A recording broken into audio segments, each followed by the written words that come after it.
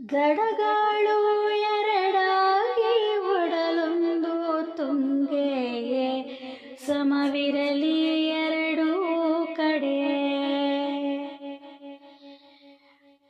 ಸಮವಿರಲಿ ಎರಡೂ ಕಡೆ ನಿನ್ನ ಕಣ್ಣು ಸಮವಿರಲಿ ಎರಡೂ ಕಡೆ. ಕ್ಯಾದಿಗೆ ನಗೆಯವಳು ನೀರಿಗೆ ಬಂದಾಳ, ನಗೆ ಮಾಡದಿರಲಿ ತಾಯೇ ಅವಳ, ನಗೆ ಮಾಡದಿರಲಿ ತಾಯೇ